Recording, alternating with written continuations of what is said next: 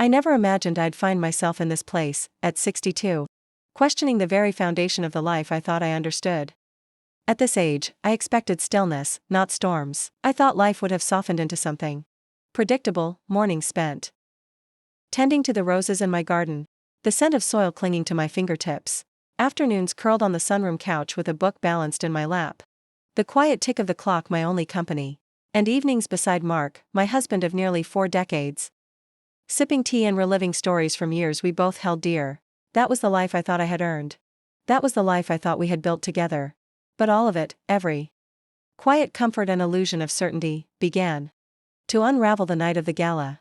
It was one of those company events I never particularly enjoyed. Mark had always been more at ease in those circles, colleagues, corporate jargon, the performative smiles of people, who all seemed to be racing toward invisible finish lines. He had worked at the company for over 30 years. Rising steadily through the ranks with quiet determination. He was respected, even admired. But me? I was the dutiful wife who attended out of obligation. Who stood beside him in photographs and nodded politely when someone asked about our children or where we vacationed. I had worn a modest navy blue dress that night, added a string of pearls for grace, and smiled when he told me I looked beautiful. He kissed my cheek, distracted, then disappeared into the crowd, leaving me to make small talk with strangers. The ballroom was stunning. I'll admit, soft golden light pouring from massive chandeliers. Music from a jazz trio floating through the air like perfume. But I felt like a ghost drifting among the living. Smiling when spoken to, laughing when expected. I was mid-conversation with a woman in a sequined shawl when I heard my name.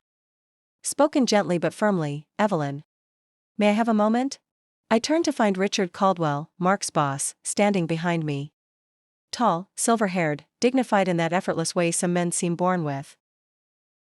We had never exchanged more than a few pleasantries in all the years I'd attended these galas. So his sudden interest in speaking privately sent a flicker of unease through me. He guided me through a quiet corridor off the main hall, away from the laughter and champagne and glittering gowns. I followed him without question, confused and curious. We entered a private lounge tucked away behind frosted glass, dimly lit, with a fireplace flickering and leather armchairs positioned, as if waiting for a confession. I sat, heart fluttering with a nervous energy I couldn't explain. Richard settled across from me, leaning forward, his expression unusually gentle. I hope I'm not pulling you away from anything important, he said, voice low. Not at all, I replied, though my chest had tightened. I tried to sound casual, but something about the moment felt far from ordinary.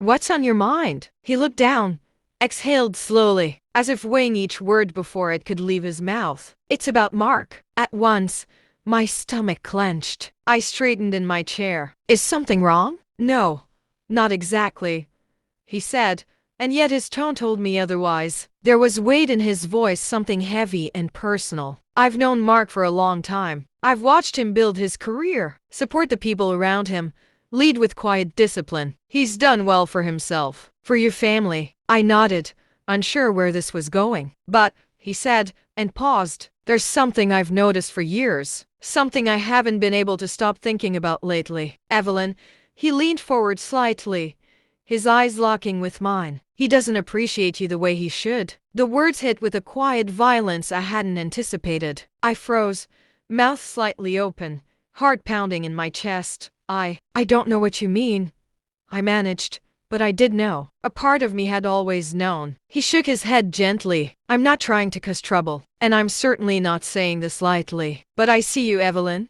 I see the way you look at him during these events. How you wait for him to glance your way. How you smile when he speaks and listen with your whole heart. And I see how he looks past it. Past you. I felt something hot and fragile swelling behind my eyes. I blinked hard, but the tears threatened anyway. Why are you telling me this? My voice was small, almost ashamed, though I didn't know why. Because someone should, he said, his voice barely above a whisper. Because Semyones hold remind you that you matter, that you're not invisible, that you deserve to be cherished, not just tolerated. You are elegant and present and kind, and I've seen you go unnoticed many times. And I couldn't stay silent anymore. I sat there in stunned silence, the fire casting shadows across the floor while something inside me broke loose. For years, I had ignored the dull ache of being unseen. I had told myself this was just how marriage evolved: less passion, more partnership, fewer glances, more obligations. I had convinced myself that comfort was enough, that I didn't need tenderness or attention or to be truly seen. But here was this man, a near stranger, noticing the very absence I had buried beneath routines and polite denial. That night, in a room tucked away from the world, I felt something shift. A truth unspoken for years had finally been given breath. I didn't know what would come next. I didn't know what to do with this new aching awareness. But I knew I couldn't return to the life I had lived before, at least not without asking questions I had once been too afraid to ask, not without finally, painfully, seeking to understand what it meant to be seen, and what I might have lost by settling for anything less. My breath caught, and an immediate wave of defensiveness surged inside me, sharp and unexpected. "I don't understand," I stammered, trying to hold on to composure that was quickly slipping through my fingers. "Mark is a good husband. He's always been." Richard nodded, his expression calm, almost apologetic. "I know he is," he said gently. "But Evelyn, when was the last time he truly saw you? Not just as his wife, as the remarkable woman you are?" The question hung in the air, heavy and unrelenting. I opened my mouth, ready to respond with some well-practiced defense, but no words came. My mind scrambled to construct an argument, something that would prove him wrong. But Richard pressed on, his voice softer now, a quiet thread weaving into my thoughts. "I've seen the way you look at him," he said, "when he's too busy to notice. I've watched you fade into the background at events like these, while he throws himself into conversations and work. You give so much, Evelyn, but does he give anything back?" A lump formed in my throat,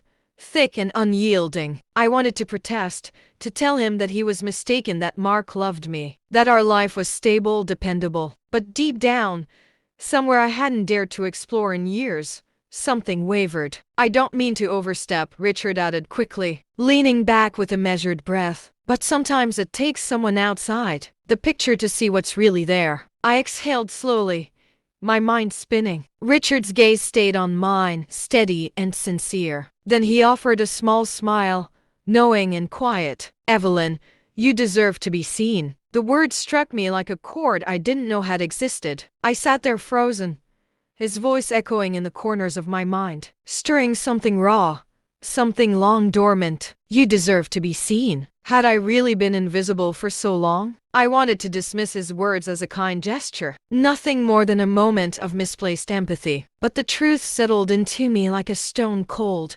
hard, undeniable. Mark had always been a good man, a devoted husband in the traditional sense, a provider, reliable.